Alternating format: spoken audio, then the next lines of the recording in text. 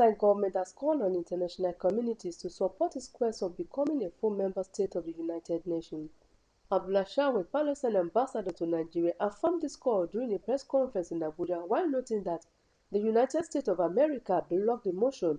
As the United Nations Secretary General Guterres said, the Israeli government has acknowledged mistakes, but the essential problem is not who made the mistakes, but it is the military strategy and procedures in place that allow for those mistakes to multiply again and again. Ambassador Shaweh during this media conference stated that in these 192 days of the frenzied genocide war, the use of starvation as a weapon has been officially political division from the first day of the war, as declared by the Israeli Minister of Defense, and which was implemented in stages.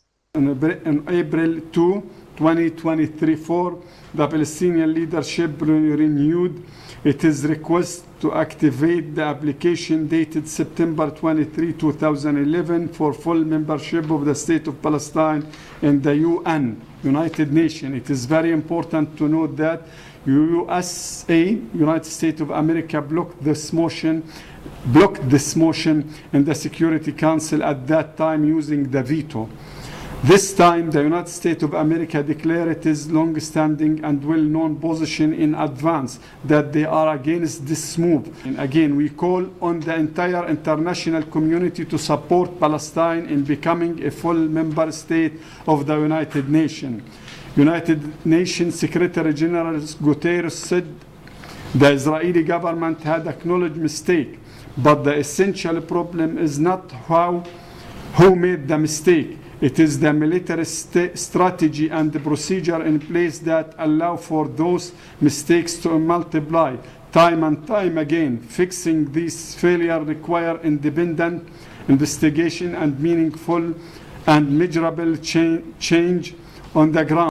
Abdullah Shaweh stated that the resolution condemned the use of starvation of civilians as a method of warfare in Gaza and deplored the ongoing Israeli policy of imposing punitive measures on Palestinians, as it called for Israel to end its practices of withholding Palestine tax revenues. There is an urgent call for international action needed to set up special mechanisms and specialized teams to remove debris from homes and buildings that Israeli army has bombed, rescuing those trapped alive under the rubble, and retrieving the thousands of dead bodies stuck under it. The resolution also condemned the use of starvation of civilians as a method of warfare in Gaza and deplored the ongoing Israeli policy of imposing punitive measures on the Palestinian people. It also called upon Israel to end its practices of withholding Palestinian tax revenue. The recently released World Bank and UN joint report stated that the cost of the damage to the critical infrastructure in Gaza is estimated at $18.5 billion, equivalent to 97% of the gross national product of the occupied Palestinian territory. The report stressed that over 1 million people are without home and 75% of the population is displaced. Catastrophic cumulative impact on physical and mental health have hit women, children, the elderly and persons with disability in the hardest, with the youngest children anticipated to be facing lifelong consequences to their development. 84% of health facilities are destroyed. The population have minimum access to health care, medical or life-saving treatment. The water and sanitation system has nearly collapsed, delivering less than 5% of its previous output.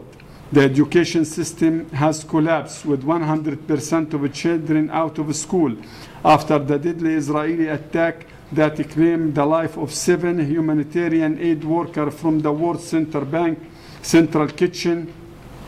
The Israeli occupation army decided to dismiss 2 senior officers, while many others were reprimanded. For the Israeli occupation, this is the maximum punishment that these criminal soldiers must bear. It is very clear evidence that people's lives are not worth much to the Israeli, let alone